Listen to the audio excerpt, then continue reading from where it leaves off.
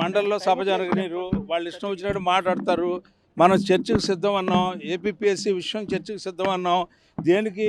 వాళ్ళు చేసిన పాపాలు ఒకటి కాదు, రెండు కాదు. ఈ రోజున ఈ రాష్ట్రాన్ని బస్టు పట్టించినటువంటి నాయకత్వం వీళ్ళది. ఈ రోజున వీళ్ళు మాట్లాడతానంటే ఎట్ట కుదిరిద్ది? వీళ్ళకి హక్కు లేదు, ఏ రకమైనటువంటి హక్కు లేదు. అసలు మనం ఎప్పుడైనా సిద్ధం అని చెప్తున్నట్లా. నారా లోకేష్ గారు ఏ టైం అయినా, ఎక్కడైనా, ఏ ప్లేస్ అయినా సరే సిద్ధం అని చెప్పారు. దానికి ఇంకేంటి దాని మీద? జిఎస్ఎల్ మెడికల్ ఇన్స్టిట్యూషన్స్ మరియు కిమ్యూ ఇంటర్నేషనల్ యూనివర్సిటీ భాగస్వామ్యంతో ఇండియన్ అలైన్డ్ ఎంబీబీఎస్ కోర్స్ అడ్మిషన్లు అందిస్తోంది నియో. సారి మనం చూస్తున్నాం కదా విజువల్స్లో, ఇక్కడ ముందు ఎమ్మెల్సీ ఆలపాటి రాజా వెళ్తూ ఉన్నారు. అటువైపు వెనక నుంచి కూడా వైఎస్ఆర్ సంబంధించినటువంటి ఎమ్మెల్సీలు అంతా కూడా వస్తూ ఉన్నారు. ఒక్కసారి వాళ్ళతో మాట్లాడే ప్రయత్నం చేద్దాం. అంటే వైఎస్ఆర్కి సంబంధించిన ఎమ్మెల్సీలు ఏం చెప్తారని చెప్పి ఒకసారి మాట్లాడే ప్రయత్నం కూడా చేద్దాము. మాట్లాడదాం ఒకసారి.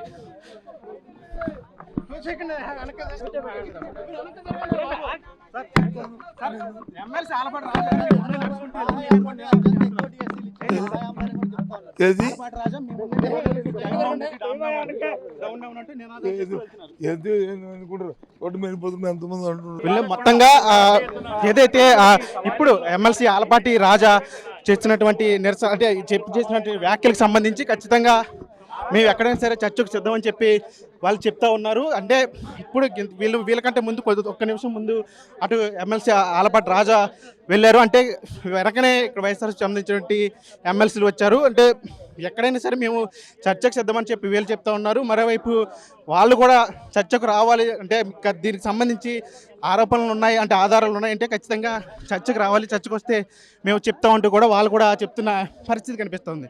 అదే చూడాలంటే వైఎస్ఆర్కి సంబంధించిన ఎమ్మెల్సీలు అంతా కూడా ఈరోజు నిరసనలు చేస్తూ కూడా వెళ్తున్న పరిస్థితి. అరుణ్ గారు ఉన్నారు, ఒకసారి మాట్లాడుతూ. సార్ ఏం చెప్తారు సార్? ఆలపాటి రాజా మీ ముందే నినాదాలు చేస్తూ వెళ్ళారు, జగన్మోహన్ రెడ్డి డౌన్. ఆలపాటి రాజా గారికి డిఎస్సి మీద ఏమాత్రం అవగాహన ఉన్నా ఆయన విధానం అంతా కూడా కాలేజీలు దోసుకోవడం, లేకపోతే స్కూల్స్ దోసుకోవడమే తప్ప డిఎస్సిలో నిజమైన విద్యార్థులకి, నిజమైన నిరుద్యోగులకి న్యాయం జరిగిందా లేదన్నది ఆయనకి ఎప్పుడు కూడా లేదు. ఎంతసేపు జగన్ డౌన్ అనడం తప్ప విషయం మీద మాట్లాడకపోతే, డిఎస్సి మీద ఎలా స్కామ్ జరిగింది, ఏం జరిగిందని మాట్లాడకపోతే ఇంకెలా ఉంటుంది? సో డిఎస్సి మీద స్కామ్ ఏ విధంగా జరిగిందని మేము ఆధారాలతోటి చూపిస్తుంటే మీరు చేసే పని ఏంటి? మీరు నారా లోకేష్ గారు కౌన్సిల్కి వచ్చి సమాధానం చెప్పమనే కదా మేము డిమాండ్ చేసేది. ఒకటి థర్డ్ పార్టీ ఇన్వెస్టిగేషన్ చేయమనే కదా మేము చెప్పేది. థర్డ్ పార్టీ ఇన్వెస్టిగేషన్ చేస్తే ఎవరికి తప్పేంటో తెలుస్తుంది కదా అనేది మా ఉద్దేశం. ముందు మండలంలోకి రండి, ముందు మండలంలోకి వచ్చి చర్చ పెట్టండి, అదే కదా మేము అడుగుతుంది. ఇది మొత్తంగా వైఎస్ఆర్సీపీ సంబంధించిన ఎమ్మెల్సీ అంతా కూడా చెప్తా ఉన్నారు. అంటే ఎక్కడైనా సరే తాము కూడా చర్చకు సిద్ధమే, ఖచ్చితంగా డిఎస్సీలో అక్రమాలు జరిగాయి, తమ దగ్గర ఆధారాలు ఉన్నాయి, వాటికి సమాధానం చెప్పలేకే అటు టీడీపీకి సంబంధించిన నేతలందరూ కూడా తప్పించుకుంటున్నారని చెప్పి వాళ్ళందరూ కూడా ఆరోపిస్తూ ఉన్నారు. మండలికి ఎందుకని వాళ్ళు రావట్లేదు, చర్చ పెట్టట్లేదు అని చెప్పి వాళ్ళు నిలదీస్తూ ఉన్నారు. అంటే దీనికి సంబంధించి అటు టీడీపీకి కూటమికి సంబంధించిన నేతలు కూడా ఎక్కడ కూడా డిఎస్సీలో అక్రమాలు జరగలేదు, జరిగితే ఏదైనా న్యాయ పోరాటం చేయాలి, కానీ ఈ విధంగా మండలంలోకి రావటం, ప్రజా సమస్యలన్నీ కూడా పక్కన పెట్టి ఈ విధంగా కేవలం డిఎస్సీని టార్గెట్ చేసుకొని రాజకీయాలు చేయడం కరెక్ట్ కాదని చెప్తున్నాను. ఎమ్మెల్సీతో కూడా మాట్లాడుతున్నారు. సార్ ఏం చెప్తారు సార్? అంటే మీ ముందు మీరు నిరసన చేస్తూ వస్తున్నారు, మీ ముందు ఆలపాటి రాజా నిరసన చేస్తూ జగన్మోహన్ రెడ్డి డౌన్ అన్నారు. జగన్మోహన్ రెడ్డిని డౌన్ అనే శక్తి ఇష్టానుసారంగా మాట్లాడితే తీవ్ర పరిణామాలు ఎదుర్కొంటారు. మేము క్లియర్గా చెప్తున్నాం. జగన్మోహన్ రెడ్డి గారు హౌస్కి వస్తారు, మీరు సమయం ఇస్తారా, మాట్లాడటానికి అవకాశం ఇస్తారా? అది క్లియర్గా ఇప్పుడు 2.5 ఏళ్ళైంది మేము అడుగుతూనే ఉన్నాం. మీరు టైంని కేటాయించండి, ప్రతిపక్షానికి ఒక గౌరవ హోదాని కల్పించండి. టైం ఇస్తే వస్తామని చెప్తున్నాం కదా.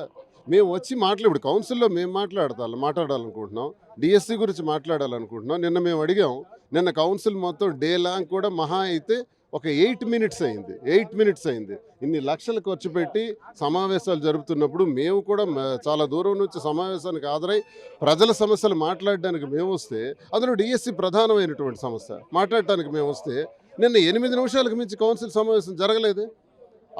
దానికి చర్చించడానికి అవకాశం ఇతరులు ప్రసంగిస్తున్నప్పుడు కావాలని అడ్డుకుంటున్నారు, అందుకనే సభ సజావుగా జరగట్లేదు, మండలి సజావుగా జరగట్లేదని వాళ్ళు చెప్తారు. కావాలని అడ్డుకుంటుంది వాళ్ళ. మేము ప్రతిపక్షానికి అవకాశం ఇవ్వాలి. ఎప్పుడైనా సరే ప్రజాస్వామ్యంలో అసెంబ్లీలో కానీ కౌన్సిల్లో కానీ మాట్లాడే అవకాశం ప్రతిపక్షానికి ఇవ్వాలి. ప్రతిపక్షానికి మాట్లాడుతుంటే మా గొంతు నొక్కేస్తుంటే వాళ్ళు తిరిగి మాట్లాడుతున్నారు. వాళ్ళు మాట్లాడితే మేము అడ్డుకోవడానికి మేము ఎందుకు అడ్డుకుంటాం? మాట్లాడమనండి, డిఎస్సి మీద మాట్లాడమనండి. ఈరోజు మేము మాట్లాడదాం కదా. దమ్ముంటే మాట్లాడమనండి. అంటే వైఎస్ఆర్సీపీ ఇంత పెద్ద ఎత్తున పోరాటం చేస్తుంది, ఎందుకని జగన్మోహన్ రెడ్డి వచ్చి మాట్లాడలేదు అని? మాట్లాడతామండి. మాకు టైం ఇవ్వమని అడుగుతున్నాం కదా. మాకు ప్రతిపక్ష హోదా ఇవ్వండి.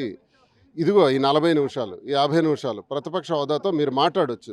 ఈ 1 అవర్ మాట్లాడొచ్చు అని చెప్పమనండి. ఈ రోజు వరకు చెప్పరే. అంటే వాళ్ళు టైం ఇస్తామంటే ఈ 2-3 రోజులు వచ్చే అవకాశం ఉందా? వాళ్ళకి ప్రకటించమనండి, స్పీకర్కి చెప్పమనండి. జగన్మోహన్ రెడ్డి గారు వస్తే ఆయన మాట్లాడేంత సమయం మేము ఇస్తాం, 40 నిమిషాలని 2 గంటలని ఇస్తామని చెప్పమనండి. వస్తారు సార్, ఎందుకు రారు? అంటే డిఎస్సీల అక్రమాలకు సంబంధించి వైఎస్ఆర్సీపీకి ఉన్నటువంటి ఆధారాలు ఏంటి, ఎప్పుడు బయట పెడతారు? డిఎస్సికి సంబంధించిన అక్రమాల మీద టోటల్గా డీటెయిల్డ్గా నియోజకవర్గ స్థాయిలో ఈ మధ్య గట్టిగా ప్రతిఘటించడం జరిగింది. ఆధారాలన్నీ మా దగ్గర ఉన్నాయి, అన్నింటితో సిద్ధంగా ఉన్నాం. అవి చర్చించడానికి వచ్చాము ఈరోజు. అవకాశం ఇస్తే ఇప్పుడు చెప్తాం అవన్నీ. ఇది మొత్తంగా చూశారు కదా, అటు వైఎస్ఆర్సీపీకి సంబంధించినటువంటి ఎమ్మెల్సీలందరూ కూడా ఒక్కటే చెప్తా ఉన్నారు, అటు డిఎస్సీలో అక్రమాలు జరిగాయి, ఖచ్చితంగా అక్రమాలు జరిగాయి, వాటికి సంబంధించిన ఆధారాలన్నీ కూడా మా దగ్గర ఉన్నాయి. వాటికి సమాధానం చెప్పలేక అటు టీడీపీకి సంబంధించిన అటు ఎమ్మెల్సీలు కావచ్చు, ఎమ్మెల్యేలు కావచ్చు, మంత్రులు అందరూ కూడా తప్పించుకు తిరుగుతున్నారు.